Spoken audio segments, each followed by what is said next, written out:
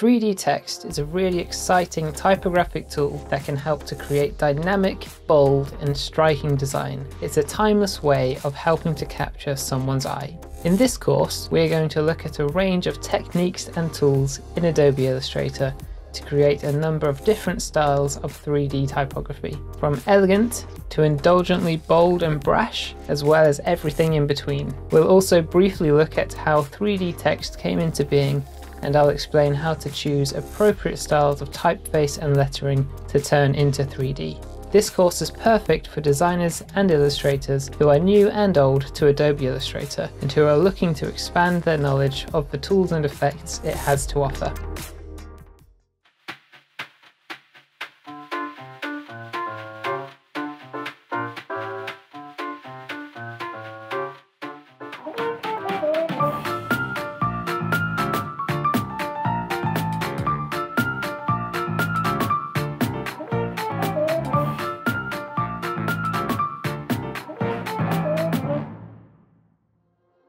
While appearing a number of times throughout the Middle Ages in decorative liturgical manuscripts, 3D letters weren't popularised until the start of the 19th century, when businesses began to compete with each other for who could most prominently display their wares on posters and bills. It was created as a way to get the most attention possible. It's often still used for the same reason today.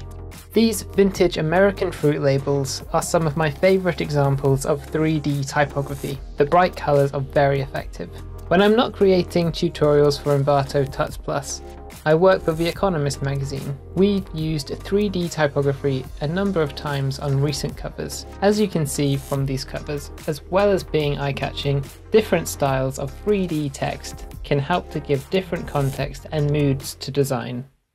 In this lesson, I'm going to be organising some typefaces ready to use in our upcoming videos to turn into 3D text. As you can see, I've got a good selection of bold typefaces here. A number of them are quite slab-like and angular. As you can see in the word sassy here, it's all straight lines and sharp corners, no round edges, much like brash, vivid, and brazen here. These will be particularly helpful for some of our upcoming lessons. I think on the whole, when choosing styles of type for 3D lettering, go for something bold and strong. 3D text is designed to grab people's attention, so choose a bold font that does that too. You can check out Envato Elements for a great selection of fonts. I'm using some of them here. This one in the top left is called Travel Sans. This one is called RNS Obesa, and this one is called Gore. They're all available at Envato Elements. One final thing I'll do to prepare these is to make them all paths ready for our upcoming lessons. So this word here is currently editable text. So to make it outlines or to make it paths, I have it selected. I go to Object and Expand and OK. And so now it's a grouped path. In this lesson, I'm going to introduce you to the blend tool and clipping masks in order to create something similar to this Economist cover. In each of these lessons, I'm going to be creating the artwork on a postcard shaped canvas. I've set it up as 148mm wide and 105mm tall. So at the end of the course, I'll have all my different 3D texts on a series of postcards. So to start, I'm going to go into my bank of typefaces I created in the previous lesson and choose this condensed typeface in the top left. Any of these would work well for what we're doing in this lesson, but I just want to use this one. I think it's going to look really great. So I'm going to copy this, Command C, and take it into my new document, paste it there, Command V. I'm going to use the Align tools to make sure it's horizontally and vertically placed in the center of the canvas. Now I can see that it's outlines already and that it's not editable text. Just to make sure, I'm going to go in the Pathfinder window. I'm going to hit Unite here. And so now we can see in the top left, the state of the object is that it's grouped. But I want it to be a compound path. to be able to effectively use the blend tool on it. So to do that is just simply press Command and 8, and so now we can see that in the top left it says compound path. The other way of making a compound path is to have your path selected, and then in Object down here in Compound Path you're just going to go Make. Now what I want to do is copy it again.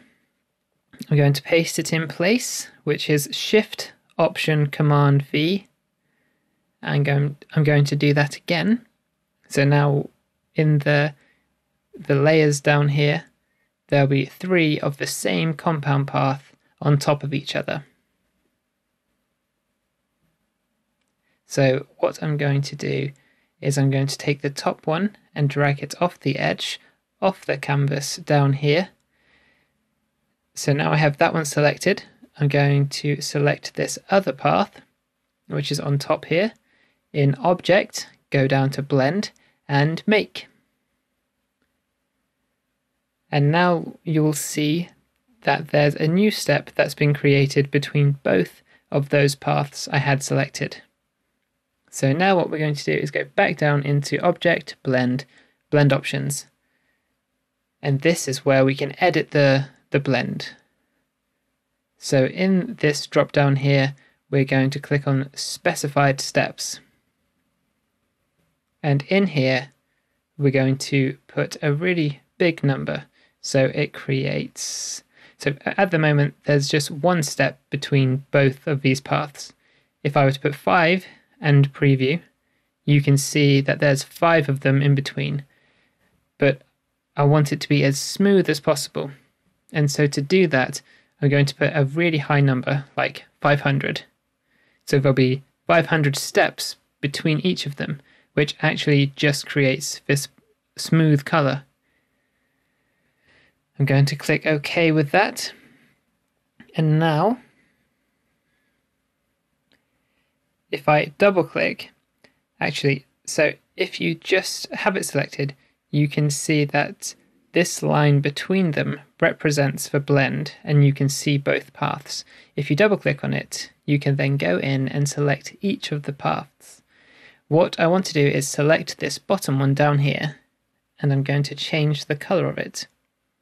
So now you can see it's created these lovely shapes and different tones and different shadows between how this red one is being blended into this black one. And also, just to note, if you go down into layers here, the one I have selected is on top of the one that's in the center of the canvas. I actually want this to be the other way around. So I'm going to drag the bottom one and put it on top here, so you can see that the color's changed, which is what I want. I want more black than red. So I'll swap it back so you can see the difference. So the way I want it is I want the black to fade more prominently into the red rather than the other way around. And now what we're going to do is clipping masks. So I'm going to use the rectangle tool, draw a rectangle over my document. So it's already filled with a color, which is great. We need it to be filled in with a color. I'm going to select everything, drag over all of it, then right click, make clipping mask. So now everything that was outside of that shape is being masked out, and we can only see anything that was inside that shape. And you need it to be filled with color. I'm not exactly sure why, it's just a Illustrator thing. If you have it as a stroke, it won't make the clipping mask, but if you have the shape filled with color, then it makes it happen. So now everything that we've just selected is contained within the clipping mask shape. So to edit any of it, I need to double click into the shape, and you get this isolated view of what's in there. So now what I'm also going to do is make a background color within the clipping mask. I'm going to have this yellow, send it to the back. And so now, also coming back into the layers panel here, Remember earlier we had 3 of the compound paths pasted on top of each other. We've only used 2 of them so far, which means we have 1 left, which is just here by itself, not contained in a blend. So down here in the layers, you can just see it sitting by itself. I'm going to drag that on top of a blend and going to change the color to white. And there we go. So there you have it. There's an introduction to the blend tool and clipping masks. Have a play with those. Do something similar to this. Play around, do different colors, have some fun. What you see before you here is the style of 3D text we'll be learning in today's lesson. We'll be using the blend tool, like in the previous lesson, along with the offset path tool. I'm going to zoom in so you can see the detail to this style of 3D text. There's this little part of the letter that's sunk into itself, as well as the shadow down here that's caused by the 3D shape. So this is what we're going to be achieving in this lesson. So to get started, I'm going to go into my bank of typefaces. To create the text I was just showing you, I've used this brush lettering. I chose this one because, as you'll see, I'm going to be making the letters thicker, and the spacing between the letters in this word are already quite wide, which is great because as it gets thicker and bolder, they'll bump into each other if they were too close. So it's good to start off with them being quite wide. Also, it's got nice sharp corners, nothing rounded like this part of the D here, which is going to make life a lot easier for us in the long run if they're nice, sharp, clear points. So to model how I made this, I'm just going to show you how I made it using the B. So then you can take that and then create a whole word for yourself without having to watch me repeat myself too much, which may just get a bit tedious for you. So I'm going to copy the B here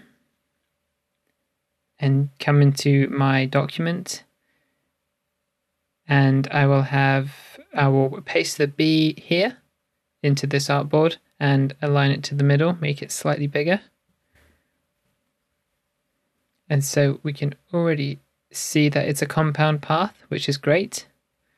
So what we're going to do is, with it selected, go Object, Path, Offset Path. And what we're going to be doing here is just essentially making it bolder. So if I hit Preview, you can see the original path here, this line. And then with 2 millimeters worth of offset, it's created this additional path here. So this is a great way of making letters thicker or thinner. So likewise, if I change this, bring it down, you can make a letter thinner. So this is a very useful trick to have up your sleeve. So 2 millimeters actually looks about right for what I want to be doing in this lesson. So I'm going to press OK. You can see here in the layers, there's the top original path, and then underneath the fatter version that we've just created. So what we're going to do, I'm just going to change the color for both of them so it makes life easier, so I can tell which is which. And then, like in the lesson yesterday, I'm going to create a blend. So I'm going to copy and paste 2 versions of it in the same place.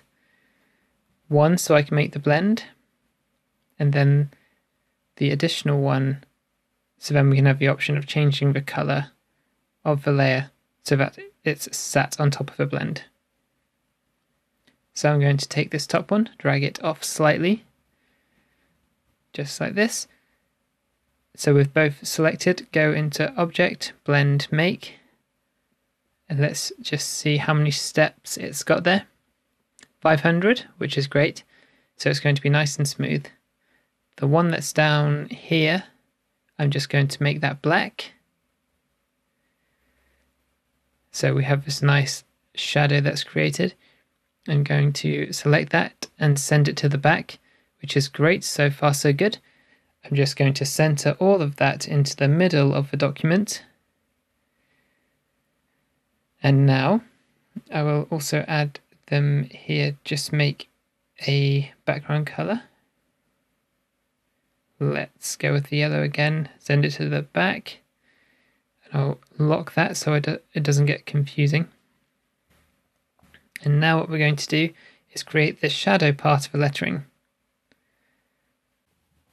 But actually, before we do that, I'm just going to make sure that the blend is a similar looking blend to what we have in Brush here, so that the red is more prominent. So I'm just going to rearrange that in the layers.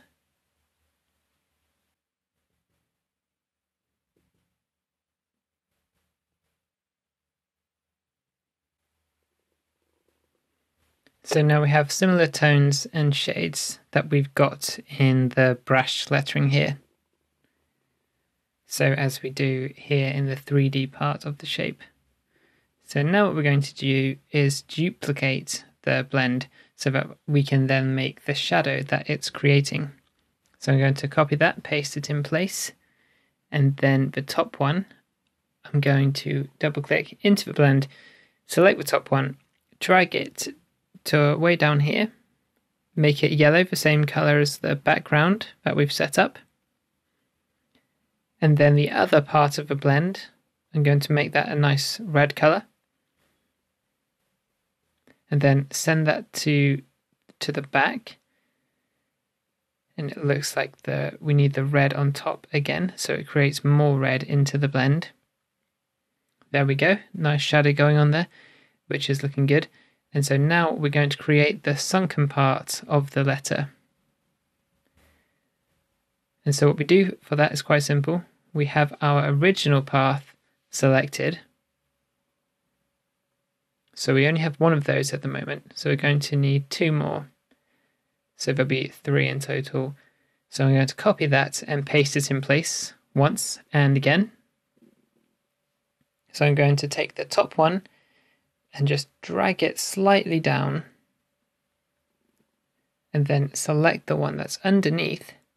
And so now what we want to do, as I have them, as I hover over both of them, you can see those shapes which are going to help us create the sunken part of the letters.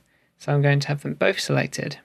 And then in Pathfinder, the option here, minus front.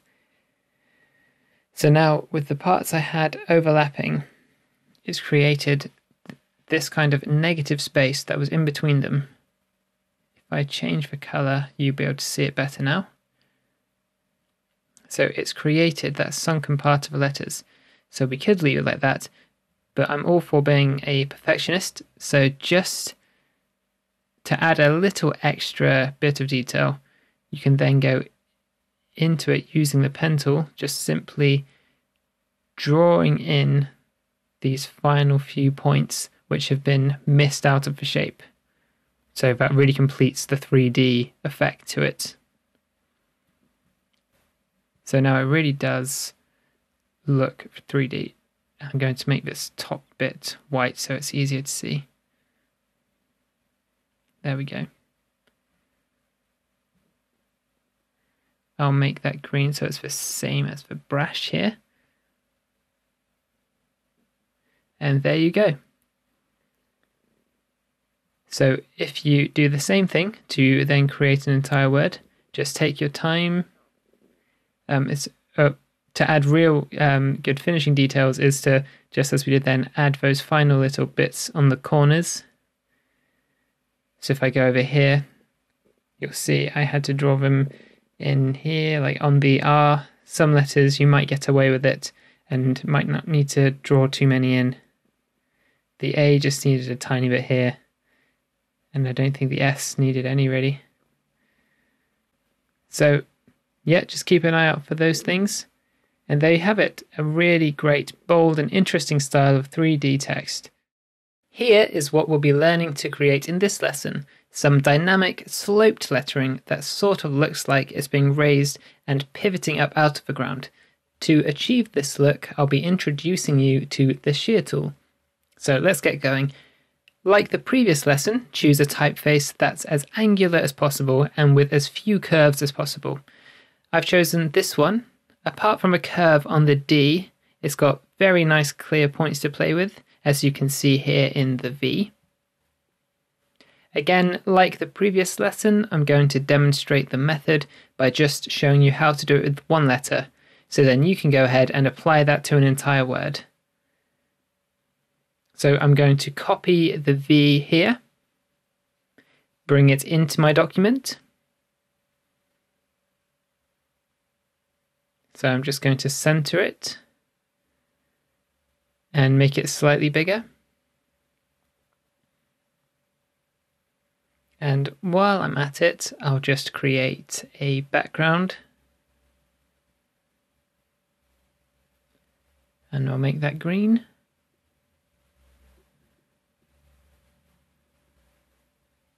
And lock that. So I have my V selected again. I'm going to just go and change the color of that.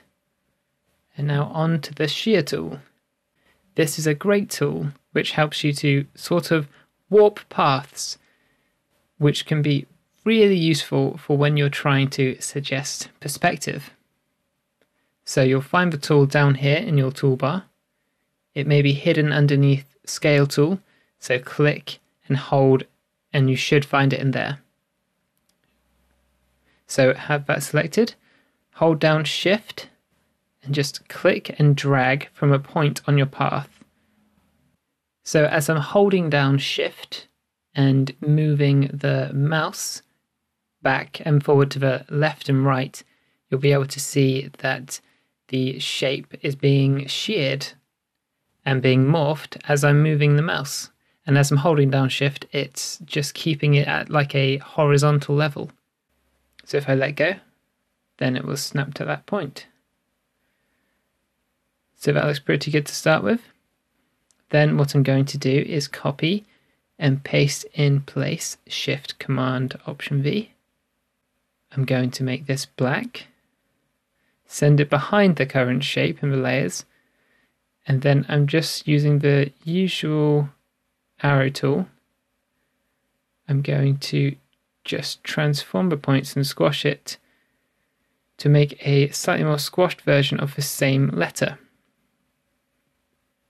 And now what I'm going to do is simply join each point to the corresponding point using the pen tool with a black fill again. Just paint in the parts of the letters that you can't see. It could be useful now to change the top color to an outline so you can see better what's underneath and you'll be able to see the points better, so you can join them up and aim for them slightly easier. There we go. I'll change that back to a fill, move it to the top, bring it to the front, and there you have it. So it's looking good already. I'm going to group all of that together, and then just to help suggest an extra dimension, an extra perspective, you can then use the shear tool again, this time without holding Shift, so you are able to do it much more freer. You can just move your mouse around. As you can see, it's morphing the shape again. So I'm going to drag it up slightly like this, and you can see that it's kind of making it look like it's going off into the distance slightly. So there you have it, just in a few simple steps, we've got a really interesting dynamic 3D style of lettering. So just continue playing with that.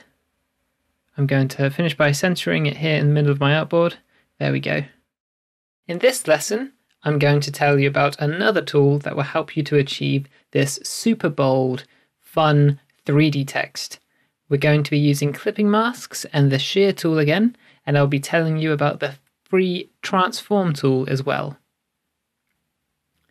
For 3D text such as this, like our previous examples, it's best to use a typeface that's free of curved lines. This typeface, Machine Bold, is perfect for this. Nice and bold and nice and strong.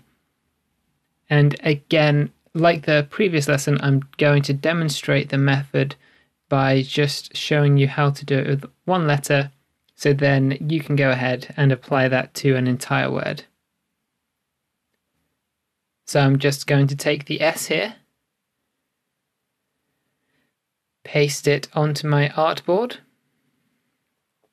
make sure it's aligned. And so let's get started with the free transform tool, which you can find here in your toolbar, free transform. And when you click it, this little sub-menu comes up, and we want the one in the middle, perspective distort. So with that selected, if you click one of these corners, if you drag it to the left and to the right, it makes the letter move and tilt. So it's tilting towards you and tilting away from you. And if you go up and down, it makes it look like whichever edge you're on is coming out towards you. So what I want to do is have this right edge coming towards us, just like this. And then the next step, I'm going to copy that and paste it in place again. And just move it over to the side. I'm going to make it a bit smaller. And then I'm going to join both of these letters up. Instead of using the blend tool, I'm just going to be using the pen tool to join each point to its opposing point. So I'm going to start off by making this an outline so I can see what I'm doing, slightly easier, and then I'm just going to begin joining them up.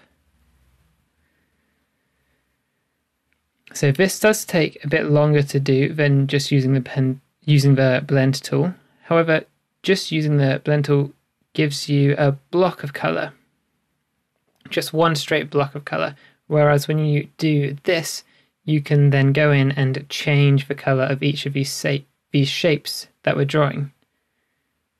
So you can then add different shades and different tones as well. So you can see here the different green parts and the yellow parts, which help to create different tones of color and shade, helping to give a different kind of depth to your work.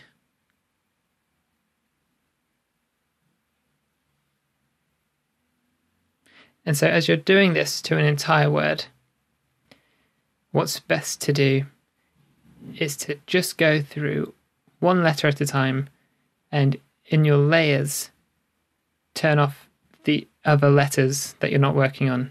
So hide all the letters you're not working on and just use the ones that you are working with, so it doesn't get too confusing and you can keep track of what you're doing, where you are. So now that's done, I'm just going to draw in the background here. Make that red. I'll lock that. So now this is a simple case of going through and colouring each of these sections that I've just drawn. So anything that's on the right side, I'm going to have this yellow, and anything that's on a diagonal, I'm going to make green. Sort of as if there's a lighter shade hitting the side and then the tops and bottoms are slightly more in shadow. So as you're doing this, I think it's nice to have some sort of reasoning behind your choices of colour and where and why you're choosing each colour in each section. So don't make it random. Try and come up with some sort of rule. So the things on the top and below can be a certain colour, and then things coming from a different angle can be a different colour. So it's definitely more laborious than using a blend tool, but I think it's definitely worth it in the end.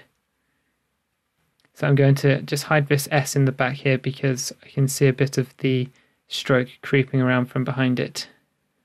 So I'm going to group all of that together. And then I'm going to use the shear tool again to make it lean back slightly and give another element of perspective to our work. So clicking and dragging.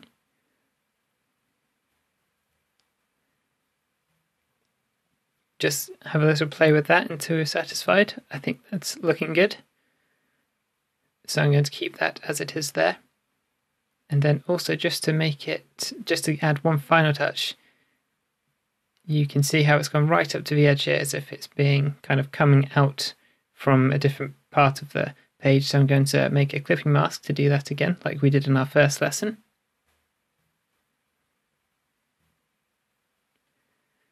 So now our S is contained within that shape, and I'm going to drag it off here so it looks like it's coming out and coming out at you.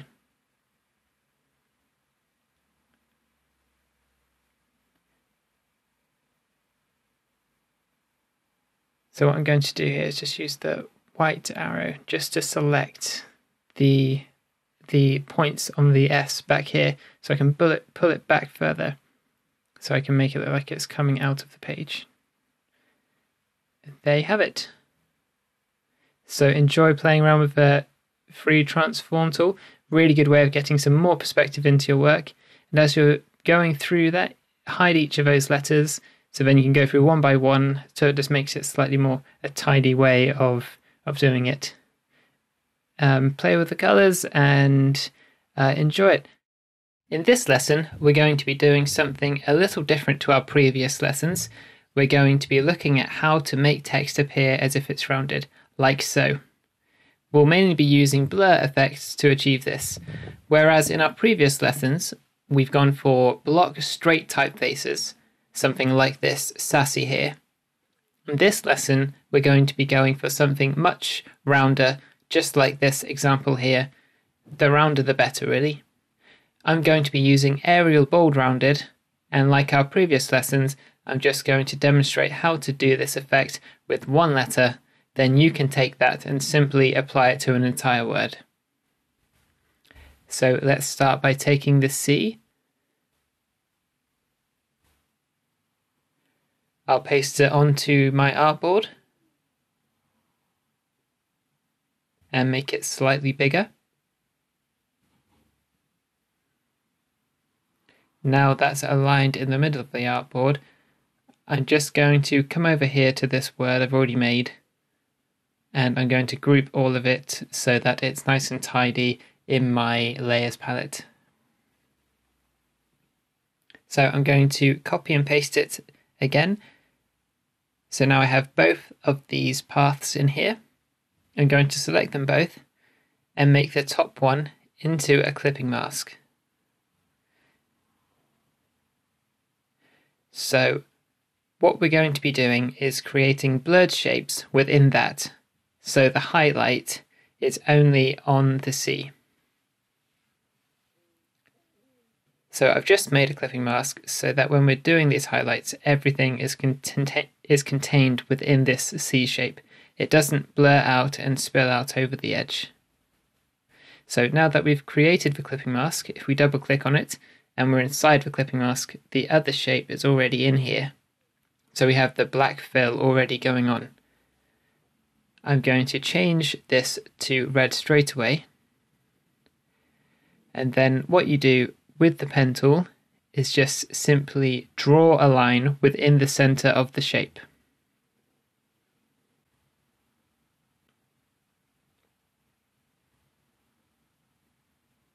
It doesn't have to be too perfect. Just try and match it to the center as close as possible.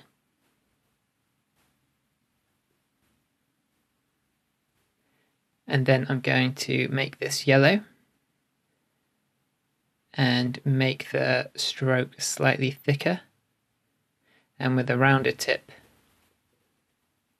So for this lesson's special effect, we're going to be learning how to use the Gaussian blur. So in Effects, go down to Blur and Gaussian blur. And then when you select that, this new smaller window comes up. And then if you hit Preview, you have this radius slider here, so you can slide it to the left and right to increase and decrease how blurry it makes your selection. So the idea is we're trying to make this C look as if it's rounded, sort of as if it's a bubble. So I'm going to need it to be slightly blurrier than this, maybe something around here, 20.5. That looks good to me. So I'm going to click OK. And this is already looking, that's already looking great. It's up to you now for how much extra work you want to add and to add some more details. I'm just going to draw in the background color here and send that to the back. As you can see on the word to the right on clear, there are these little highlights, these white little highlights in the corners, which I'm going to add in now. So with the pen tool, I'm just going to make a white stroke and draw in just a small line in the top left here. And in the stroke panel, I'm going to make it slightly thicker. And then in the profile here, you have these different options for how you can shape your line. So this one here adds an extra bit of thickness to the center, which is going to look like an extra bit of highlight. So that's going to be a useful one to use here. So with that selected, I'm just going to knock down the transparency slightly because it's a bit harsh at the moment. So something down to 30, that looks good. So there you have it. It's a very simple effect that you can add to your lettering to make it appear as if it's rounded. In this lesson, we're going to be learning one of the simplest ways to create 3D text in Adobe Illustrator. We're going to be using the extrude and bevel effect. So let's get going. When using the extrude and bevel effect, you can be free with your font choices. You don't have to be concerned with choosing a particularly round or angular font. Just go with whatever you like, really.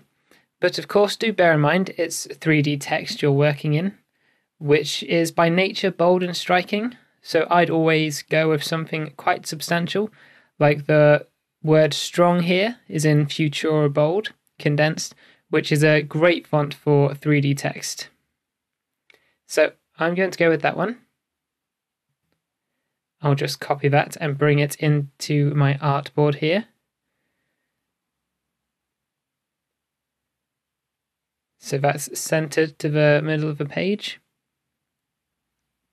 I'm going to apply the color now before I start putting any effect on it. And I'm going to do background once I've done this as well.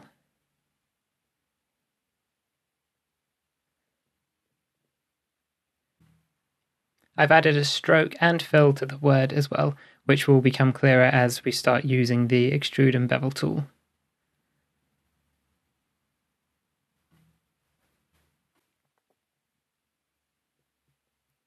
So to use the extrude and bevel effect, you have your word selected and go into Effect, 3D, Extrude and Bevel, and then this new window comes up.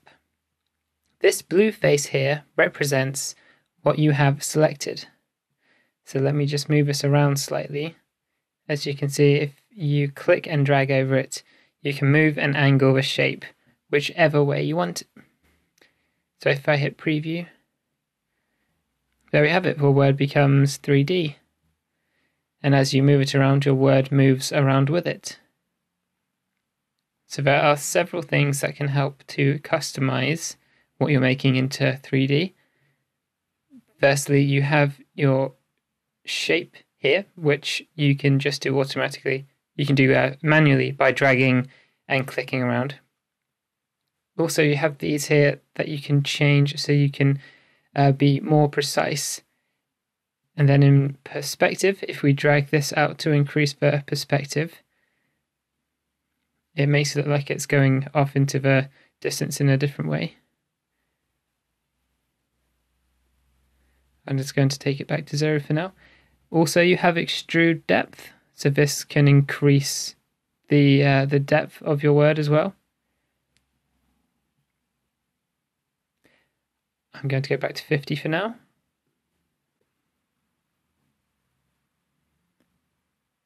Then also in Surface here, in this small drop-down menu, if I select Wireframe, if I were to press OK now, then all of this framework that's loaded here, you are able to expand that, and then you can go in individually and use each of these shapes. And you have the rectangles here and the different parts which make up this 3D shape. And then when that's expanded, you can go into it and change the colors, manipulate it that way. It can be a bit fiddly, but if you're willing to put the time in, then that can be a great, very effective way of using this extrude and bevel. Also in here you have no shading. That gives you your word flat. And that's a very powerful way of just using 3D text. It looks very strong. And it also sticks with the colors that you have. It doesn't add any shading in any way. Then diffuse shading, plastic shading seem very similar to me. There must be some subtle difference in there somewhere. So then when you press OK, and there your 3D word is there. So that's an introduction to the extrude and bevel effect. It's a really fun tool for creating 3D text, so start experimenting with it and enjoy.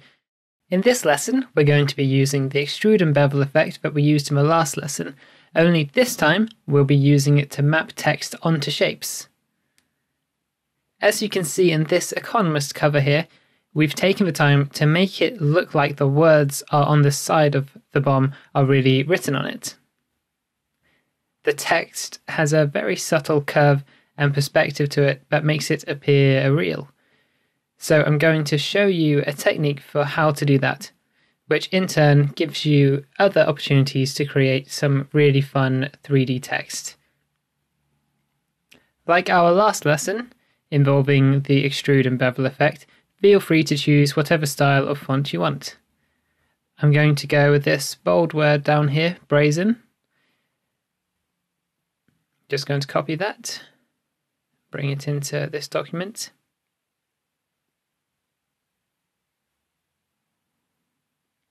So now that's on the artboard. The first step is to create a symbol from your text. So what you need to do with your symbols window open, drag your word into the symbols window.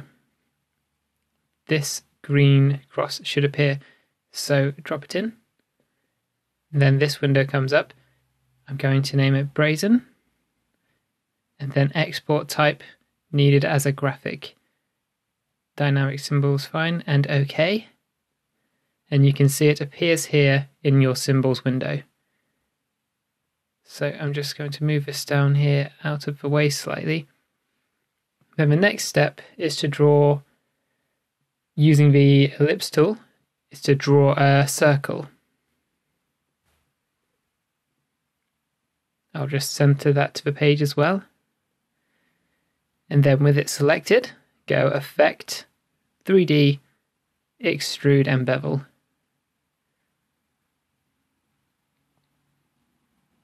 Now I'm going to set these axes to 0. I'm going to go 50 with this one and 0 with this one.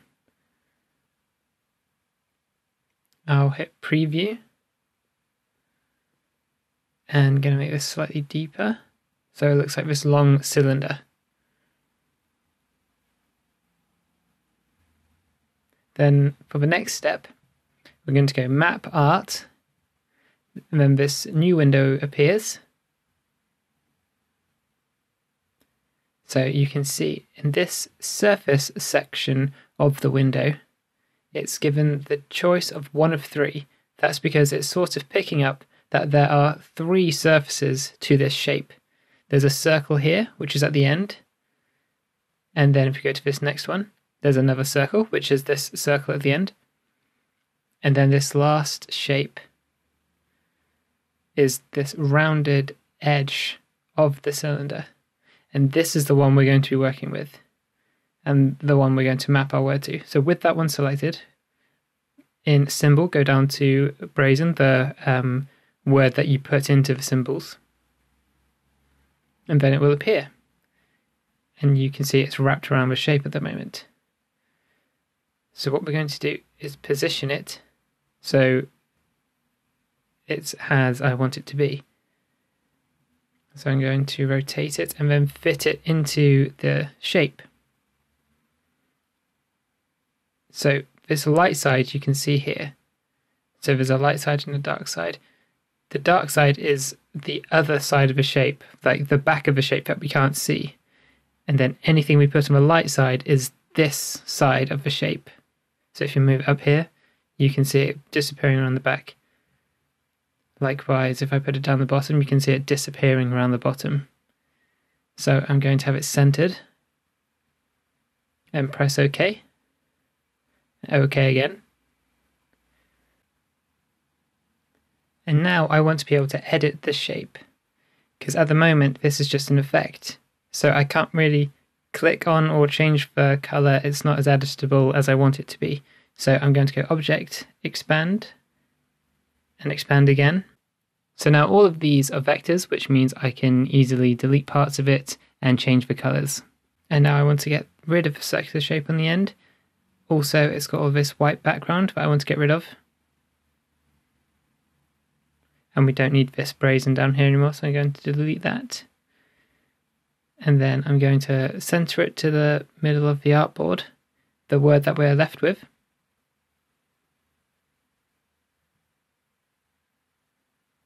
So now I'm going to add color to this. And add a background in.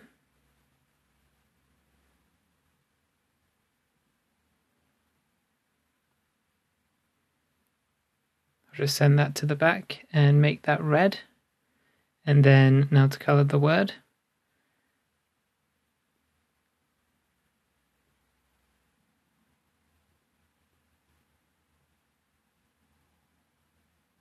So I'm going to have yellow fill and then a green stroke. Just going to make the stroke slightly thicker.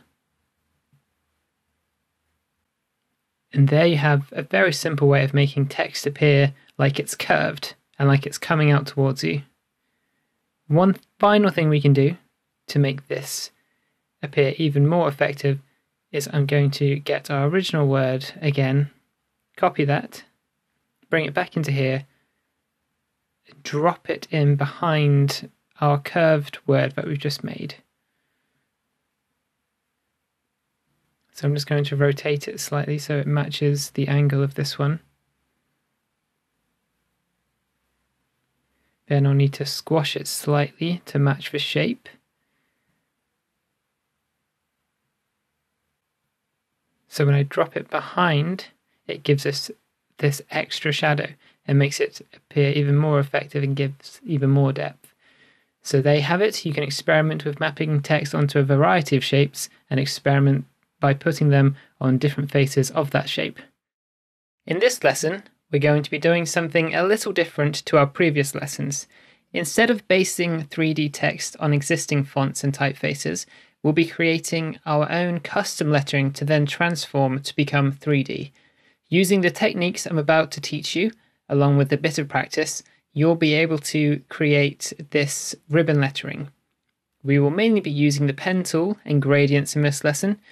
To start, you need to write your word using the pen tool. I'm going to show you good techniques for how to do this in a moment, but just to show you, for your first step, this is what you're aiming for, a simple path of your word. I'm going to model how to do this by just drawing one letter, and then it's up to you to apply that to an entire word. So let's get started. I'm just going to be drawing the D. So to do this, we just need the pen tool and have it set to just a color in your stroke and nothing in the fill. So I'm just going to start drawing the letter and explain what I'm doing as I go. So I'll just draw point by point. So I click to draw my first point. Once I've clicked, I then hold down Shift so you can drag out the handles to help curve your line. And then the next point, I'm going to click and then hold down Shift. And you can see it creates this curved line.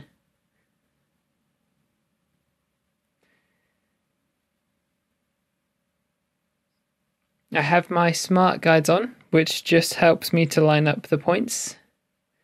I'm just going to continue drawing around the top part of the D, so the entire letter is just made up of one continuous path.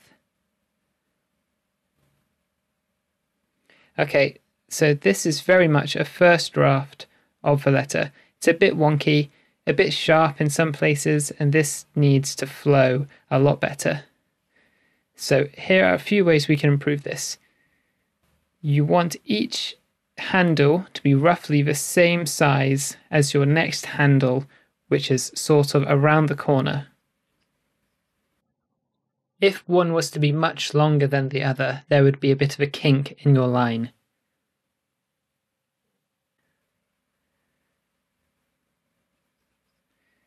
So these two are nice and similar, so this corner is nice and rounded. So I'm going to go around the corner to sort out these next two in the line.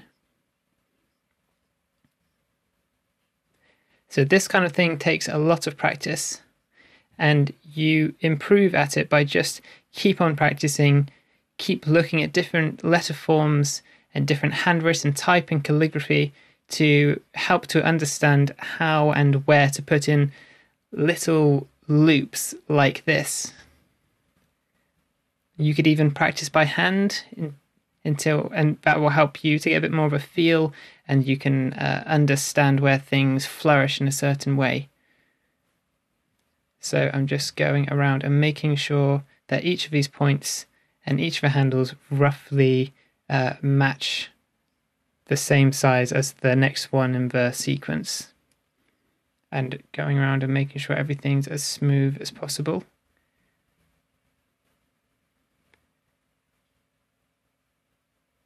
It's the kind of thing you could play with for a really long time and keep perfecting and almost never be 100% satisfied like a lot of art. It's just one of those things you need to be able to call at some point and say, yes, I'm happy with that. So I think I am happy with that. So that's the first step for creating ribbon lettering. I'll just center this on my artboard. So now for the next step, what you need to do is duplicate your letter. So I'm going to select it, holding down Option, and then drag it over here, and then that duplicates the same shape. And then I'll let go. So now we have two of them. And now I'll be using the scissors tool. So with that selected, I go around to each of these points I've drawn and click. So what I'm going to do is cut the path in half. So I've just done that to one of the D's, and so I'm going to do it to the next D.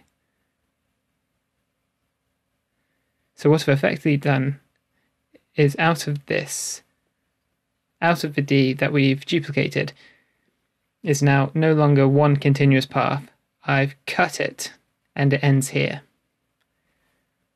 So there's one part of it and there's the other part. And I've done the same to the original D. So now what I'm going to do with these new shorter parts of the letters, I need to send them to the front of the layers. So you can see down here in my layers that they're both on the front here, the things I have selected.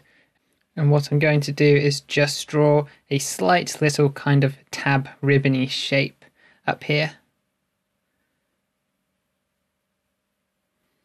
And then I'm going to join these two by clicking and closing the path up. And the next bit, I'm going to continue.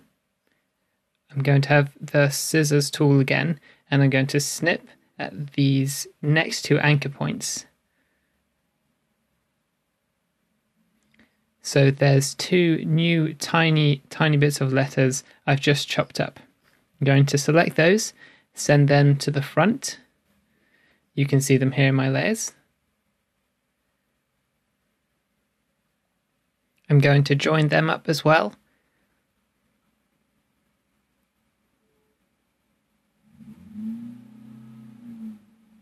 And then the same here. I'm going to cut the remaining parts of the letters, just going by anchor, bring those to the front.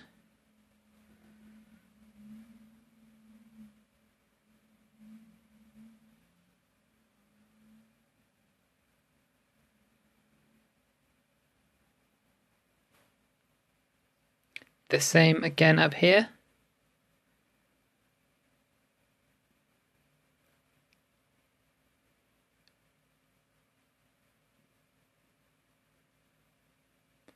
And then closing that section off in a ribbon shape at the end. And so now each of these parts of the letter is its own shape. So if we put a gradient in it, it's going to hold within there. So I'll start going about applying gradients to all of these. Firstly, we don't need any more strokes anymore, so I'm going to turn all of those off, and then I'm going to make everything a gradient. So straight away, it's already beginning to look slightly 3D and more ribbon-like.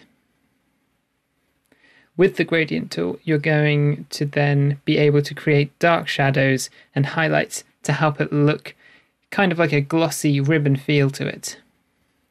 So let's go about applying these highlights and shadows. Then I'm going to drop in the colors I want into the gradient. I don't need this white bit and the black bit. And then each part of this is going to be react differently to light. So what I'm going to do is make that 90 degrees so the gradient's going top to bottom rather than left to right.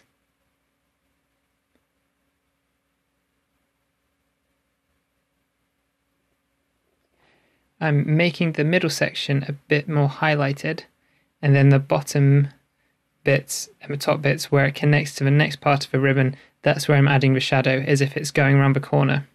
And then with this one, let's make it 90 degrees again.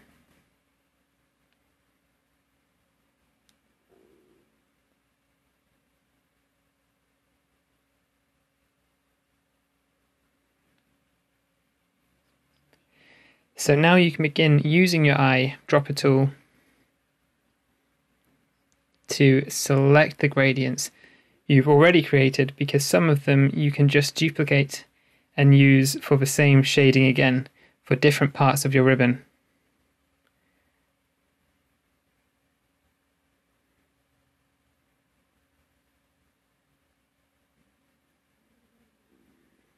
That doesn't feel quite right, so I'm going to use the same shadowing as this one here. That looks a bit wonky. I'm just going to adjust up this ribbon shape at the top here. That looks a bit better.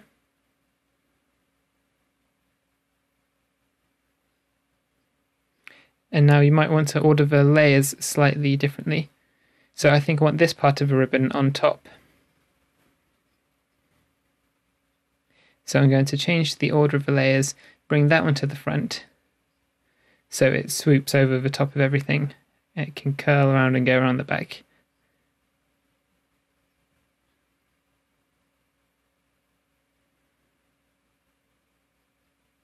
So I'm going to group that and center it. So there you go. There's an introduction to how to do some ribbon lettering. Just go about it very calmly, and this is the kind of thing which does take practice. I've used this technique quite a few times over the years, so I went through that reasonably quickly, but the first time I did it, and it took me a while to get used to drawing these different letter forms and get all the curves exactly as I wanted them. So persevere with it, and you'll be able to create some really lovely lettering in the end. So to recap, we've learnt how to use the blend tool and clipping masks to create a striking and simple design. We've looked at how to make shadows with the blend tool and how to sync parts of letters inside themselves. We've learnt how to use the shear tool to create different angles. We've looked at how the free transform tool can be used to create perspective. We've learnt how to create bubble-like lettering using blur effects. We've also looked at how to use the extrude and bevel tool to quickly but effectively create bold 3D letters. We've looked at how you can map letters around a shape. And we've learnt how to create ribbon-style lettering using the pen tool and gradients. I hope you've enjoyed this course and you found it useful. If you have any questions or want to share your 3D typography with me, I'd be very excited to see it. You can find me on Instagram @MattWivs. Thanks for watching and see you next time.